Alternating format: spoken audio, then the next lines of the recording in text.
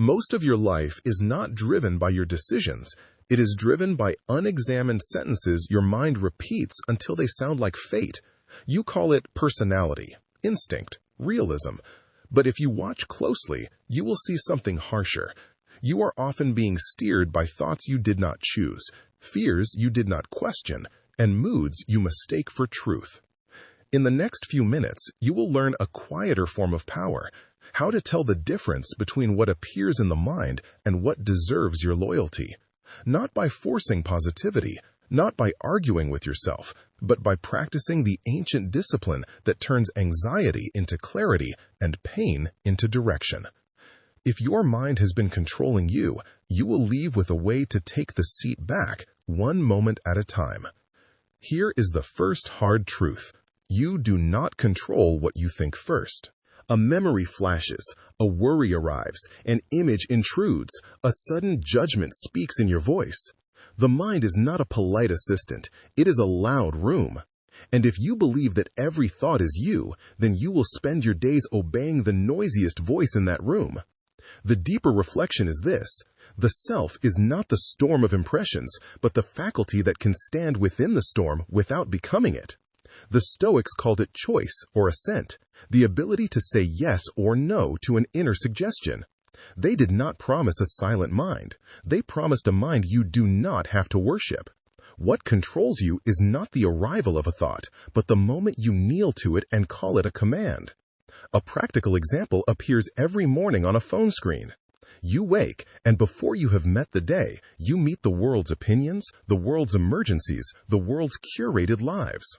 A small tightening in the chest becomes, "I'm behind." A headline becomes, "Everything is falling apart." A message left on read becomes, "I'm not valued." Nothing external forced these conclusions into reality. Your mind supplied the story faster than you could notice. And the story, once believed, becomes the day. Now a reversal that changes the angle. The problem is not that your mind produces fear. The problem is that you expect a human mind to produce only peace. Fear is not proof that something is wrong. Fear is proof that something matters to you. The question is whether fear is a wise advisor or a reckless ruler.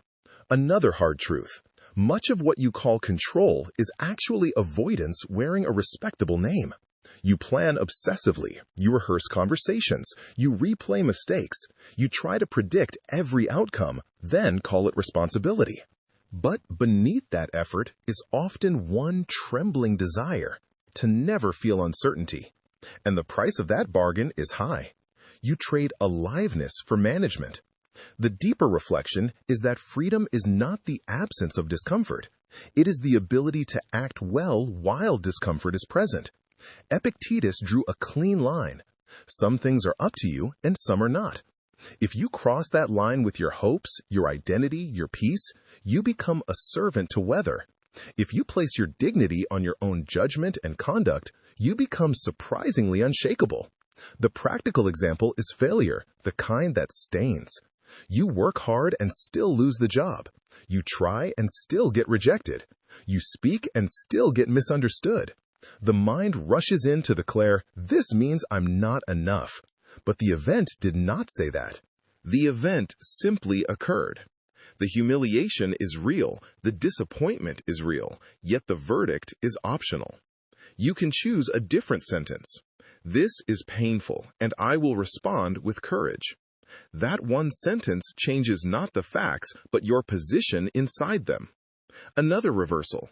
Many people think discipline is the mind controlling the body, but real discipline is the mind refusing to be controlled by its own cravings for immediate relief. The tyrant is not the body. The tyrant is the impulse that says anything but this feeling. Here is a hard truth that stings because it is ordinary. You are not exhausted only by what happens to you. You are exhausted by the arguments you conduct in your head about what should not be happening. You do not suffer once, you suffer twice. First from the event, then from the mind's refusal to allow the event to be real. The deeper reflection is not passive resignation, it is precise acceptance. Acceptance says, "This is what is here."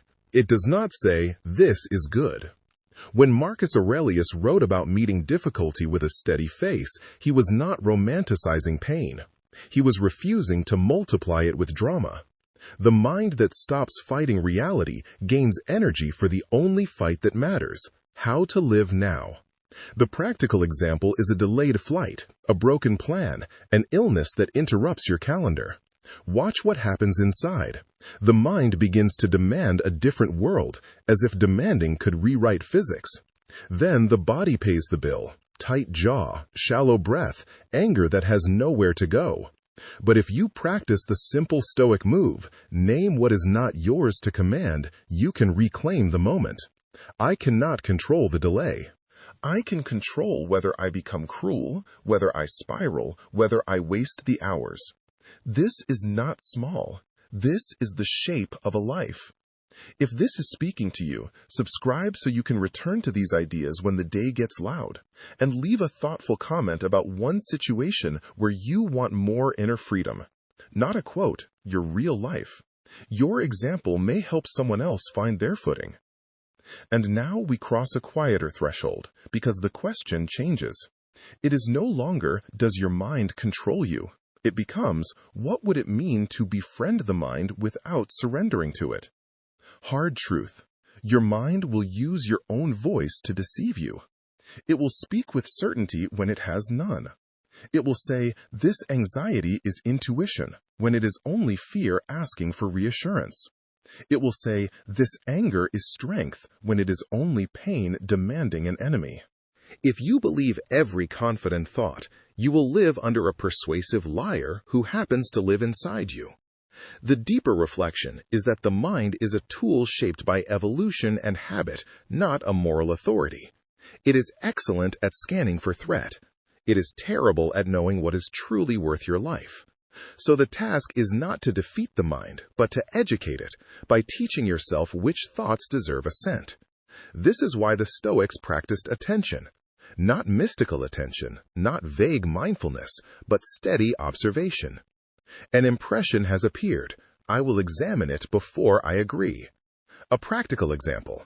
You feel anxiety before speaking, before a meeting, before making a decision. The mind says, if I fail, it will be unbearable. But you have failed before, and it did not destroy you. What was unbearable was the story you told about what failure meant. Try a modern experiment that is ancient in spirit. When anxiety rises, ask, what exactly is the feared outcome? Is it within my control? If it happens, what virtue will I need? Suddenly, anxiety becomes a prompt for preparation, not a sentence of doom. Reversal again. People chase confidence, but confidence is often just a temporary mood. What you need is trust in your ability to respond. Confidence says, I think things will go well.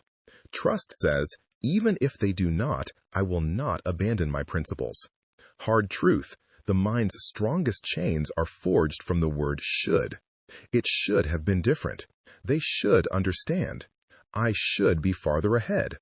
These are not observations. They are demands.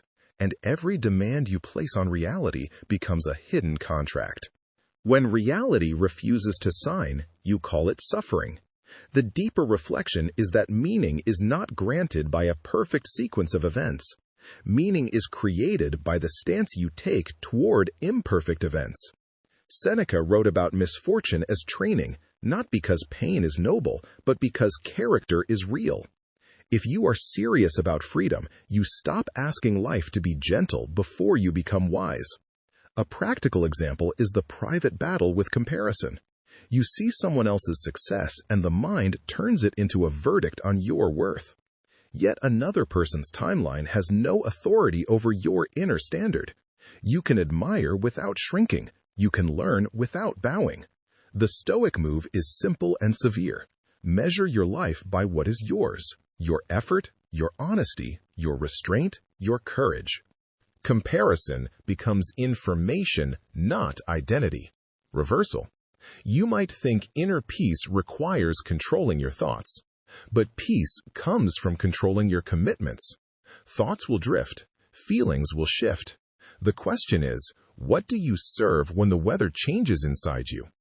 If you serve comfort, you will betray yourself the moment comfort is threatened. If you serve virtue, clear judgment, courage, justice, self-command, then even turmoil has limits.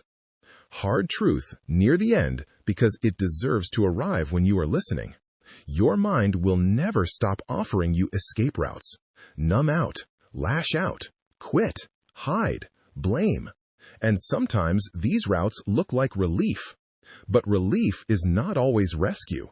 Often it is just postponement with interest. The deeper reflection is that the space between impulse and action is your true home. It may be small, it may last only a breath, but within that breath is a dignity no one can take from you. The world can pressure you, people can misunderstand you, the past can ache.